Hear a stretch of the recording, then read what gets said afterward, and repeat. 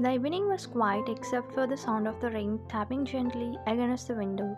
You were lying on your bed, scrolling through your phone, trying to ignore your sister Minji, who was standing by the door with a pleading look in her eyes. Please, Swan, it's just one evening, she said softly, stepping closer to your bed. No way, you replied, shaking your head. I'm not going to that cold and arrogant rabbit's birthday party. He didn't even shake my hand during your engagement. I hate that guy, you said strictly. She had been asking you to come to her fiance's brother-in-law's birthday party, but you had no intention of going. Minji sighed, a small smile playing on her lips as she sat on the edge of your bed. Wine, I'm asking you to come for me, not for him. You know how nervous I get around Jiangsu. What is this, Yuni? That guy doesn't even talk to me. You winced at her. Please, just this time, for your sister. She was requesting you, but you turned away facing the wall. If you want to meet your fiancé and his brother, go ahead. Don't insist on dragging me along, Yuni. You said a little bit seriously, but she was not ready to give up on you. Minji reached out and gently kissed your hair. Ryan, I really need you there. I can't do this alone. It's not just about him, it's about supporting me. You're my only sister. Can't you do this one thing for me? You let out a deep sigh, feeling your resolve start to crumble. Fine, I will come just because you are asking. Minji's face lit up and she quickly leaned into a kiss to your cheek. Thank you, Wine. You have no idea how much this means to me. She wrapped her arms around you in a warm hug, and despite your initial behavior, you found yourself hugging her back.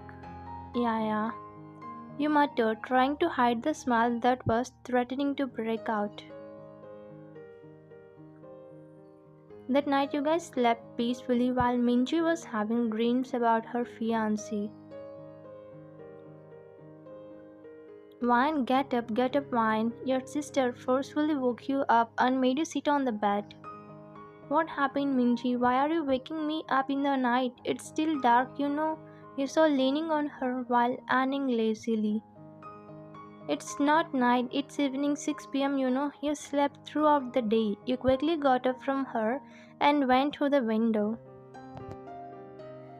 Yeah, it's evening. Why didn't you wake me up in the morning? I have to do my facial, but now I don't have time. You were stomping your foot like a kid. We tried all the way to wake you up, played loud music too, but you were like a sleep god and only slept without even opening your eyes at least for once, she said while getting off the bed. Really? Since when I became a deep sleeper? Okay, no problem. Give me your instant glowing mask. There will be many guests and I should not look low. You were taking the mask from her shelf until you realized something. Wait, what am I doing? Why do I need to look gorgeous? I'm not going to meet my fiancé, right? I think you need this. You threw the bag at her face and went to the bathroom. Sometimes she acts crazy. She shook her head and was folding the blanket you used last night. You and Minji walked into the party hall, which was decorated lavishly with elegant drapes, sparkling chandeliers, and beautifully arranged flower bouquets. The room was filled with business magnates, their voices creating a low hum of conversation and laughter. You sighed, feeling a bit out of place and nervous. Minji was scanning the room, looking for her fiancé. Where is he? She murmured, a hint of worry in her voice. Just then, a familiar voice whispered from behind her, I think someone must be waiting for me. Jiangsu, Minji and you turned around to see Jiangsu standing there, a warm smile on his face. Her cheeks flushed pink and she smiled shyly at him. You greeted him with a friendly smile. Hi Changsu, how did you two fall in love? My sister is still feeling shy to meet you. You call him with his name as you know him from your college days. He was your sister's classmate. That's how they fall in love and made your parents agree for their marriage. He chuckles softly to your question. She is shy around everyone except me. It's a strange story actually. We'll tell you in detail later. First meet birthday boy Jungkook. He led the way across the room where Jungkook was standing with a group of business executives discussing something serious.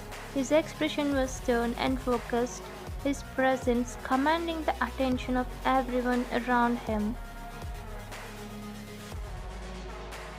As he approached, Jungsu called out, Jungkook, look who is here. Jungkook turned, his eyes meeting yours briefly before settling on Jungsu. Hello, he said, and his voice cool and distant. Minji gave a warm smile. Hi Jungkook, happy birthday, she said, giving him a flower bouquet. Thank you, Nuna, he replied gently. As you stood silently without greeting him, your sister nudged your elbow, giving you a pleasing look. Happy birthday, Jungkook, you said with a fake smile while trying to sound polite. Jungkook nodded, his expression was cold and distant. Thank you, Ryan. Jungsu smiled, trying to ease the tension. So, Jungsu, how does it feel to be another year older? Jungkook shrugged slightly. Nothing special, just another day. You couldn't help but roll your eyes a bit. You're always so serious. Jungkook raised an eyebrow, a hint of smirk playing at the corner of his lips. And you're always so blunt. Jungsu laughed, wrapping an arm around Minji's shoulder. Come on guys, let's not argue tonight. It's a celebration after all. Minji smiled up at him. You're right, let's enjoy the party. She looked at you a little seriously where you glared at Jungkook, who was already glaring at you. I think my favorite lady has entered the party, his father said while standing behind you. Uncle, very good evening. He quickly turned at him and bowed, where he smiled widely and pulled you into a fatherly hug. Minji, when did you come? We are so happy. Her mother-in-law came there and hugged Minji happily. Hi mom, hi dad. She greeted them politely. Good evening, Minji dear. He greeted her too. I have to be sorry, Minji. I like your sister a little bit than you. You're so soft and she's like a bomb. He laughed where Jungkook was looking with so done face. But I hate bombs, he said, glaring at you where you glared back. No one asked you, Mr. Birthday Boy, right, Uncle? You looked up at him. Yes, yes. Jungkook, do one thing. Marry Wine. She will stay here with us forever. I'm sorry, I don't have intention to live with a bomb. I prefer soft girls like Nuna. Anyways, excuse me. He looked at you seriously and left from there. Leave him. Minji, let's go. I will introduce you to our guests. You are going to be elder daughter-in-law to this house soon. She smiled and followed her. Actually, Jungkook's parents treats you both equally, not minding about your middle-class status. They were too good and polite people.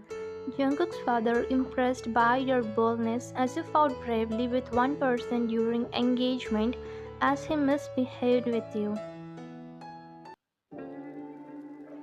Here on the terrace, you and Jungkook were guarding as your sister and her fiancé wants to spend some private time. Shall we talk casually for some time? I don't have any problem in it, you replied a little proudly, but he excused you for now.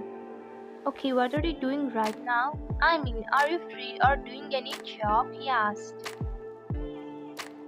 Hello, who told I'm free? I'm working as a secretary in top company. I'm not free like you. You winced at him. Yeah, I'm free for now, but I'm going to see before he finishes. You spoke. I know. If you want a job, let me know. I will refer you to my CEO. He will do whatever I say. He is my fan, you know. You flipped your hair proudly. No thanks, he said while sipping his wine. That whole night, you and Jungkook had silly conversation fights. Later, you guys enjoyed food and their hospitality. As the evening went on, you found yourself watching Jungkook from a distance, wondering why he was always so cold and distant. Despite your dislike for him, there was something about him that made you curious. 2 days later, you arrived at the office slightly later than usual. You were still curling the last strands of your hair as you stepped into the building, feeling a bit rushed but confident. You greeted your friend and co-worker Sarah, who was already at her desk. Good morning, Sarah, you said with a smile. Sarah looked up at you, her eyes widened with worry. Why are you late? Do you know what our boss would do if he sees you coming late? You scoffed lightly, waving your hand dismissively. What would he do to me? After all, he is my fan, right? Sarah shook her head, her face serious. We got a new CEO. He is really strict. He already warned us once and is looking for a new secretary. I don't know what he will do if he sees you coming late. You laughed softly, trying to erase her nervousness. Don't worry, babe. I will take care of it. You reached out and gently pinched her cheek, giving her a reassuring smile. Then you took a deep breath and made your way to the CEO's office, feeling curious and confident. As you approached the office door, you smoothed down your hair and straightened your outfit. Excuse me, sir. Knocking lightly, you pushed the door open and stepped inside. To your shock, sitting behind the large mahogany desk was none other than Jungkook, the very man you hate. He looked up from his papers, his expression unreadable. What are you doing here? He asked in his usual cold tone. Then you remembered the dialogue which you said during his birthday party.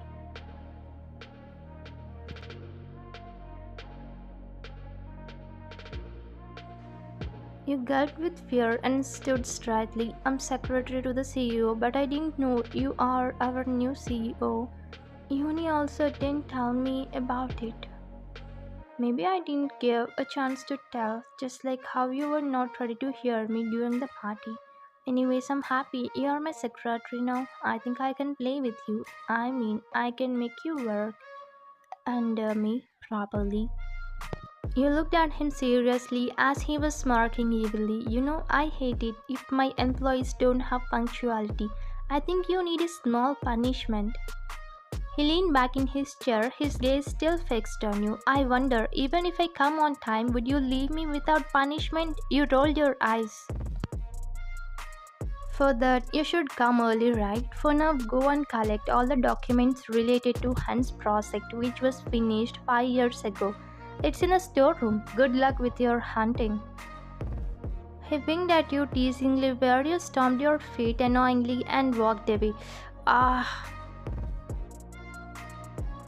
As you walked out of his office, you couldn't help but wonder how you would navigate working for someone you had such a complicated history with. But for now, you were determined to prove yourself and show Jungkook that you were more than capable of handling any challenge he threw your way.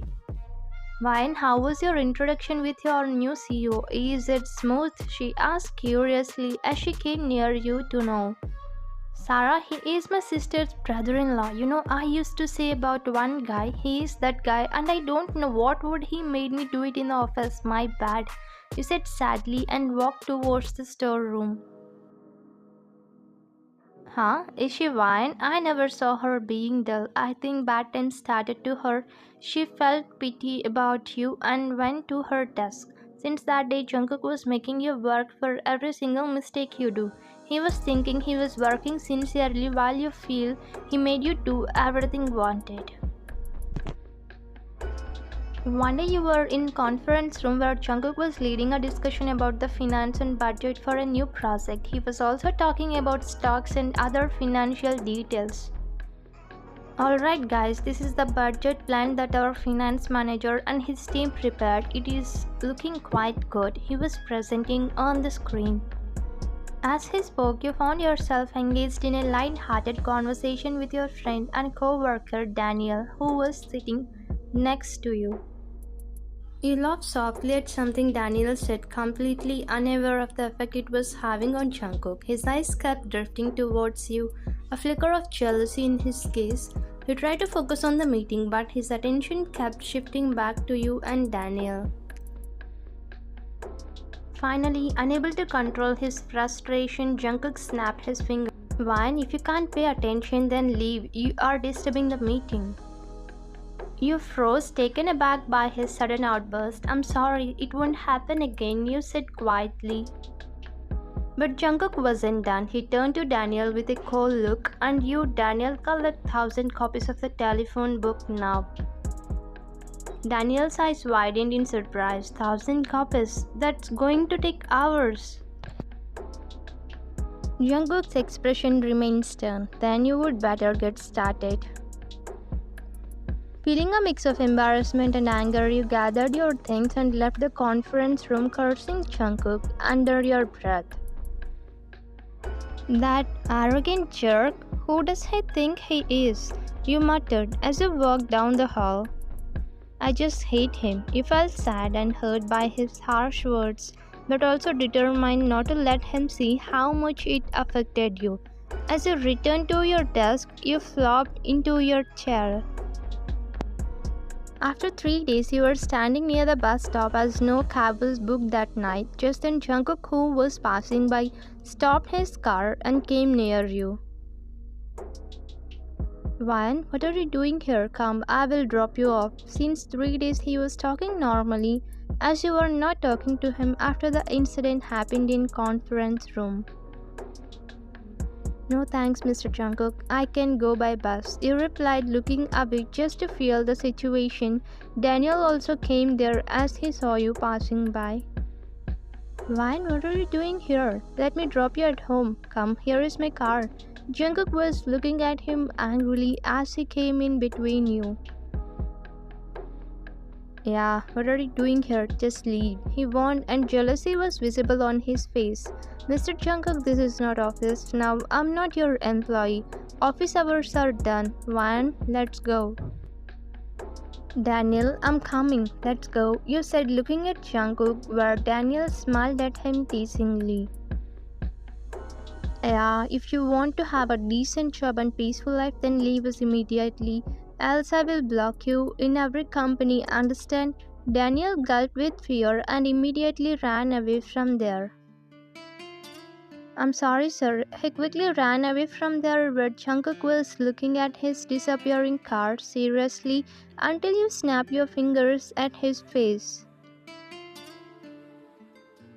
Hello, what are you doing? What is this, Jungkook? Why you don't want me to be with my friend? I can't understand you. Sometimes you act like you don't like me and sometimes you feel jealous. What's wrong with you? Because I want to have some privacy with my loved one. Your eyes widened in shock. Loved one? What does it mean? It's true. I fell for you at first sight when I saw you with your sister in engagement shopping, but I was nervous because of my cold nature. I didn't approach you softly. Is it true? I can't believe it. Don't tell me. You want to make your father's wish true. I'm not ready to marry. Before you speak, if you say then, I will have our marriage along with your sister's marriage. You don't know what to say, but something has started in you. It was true that you got a crush on him at first meet, but because of his cold exterior, you hated him, which was angry, not a hate completely. Okay, shall we have a proper handshake now? Jungkook smiled and extended his hand for a handshake. But you took your hand back and did a namaste pose which made him surprised. Now I'm nervous. And yeah, I don't want to get married on my sister's day. We should be friends first. He smirked and sat in the car where he was chuckling like an idiot. Hello, would you come? I think we have so much to talk. He said boldly. Yep, I'm coming, ma'am. He shook his head with a gentle smile, where you smiled, twisting your lips inside your mouth slightly. Thank you for watching.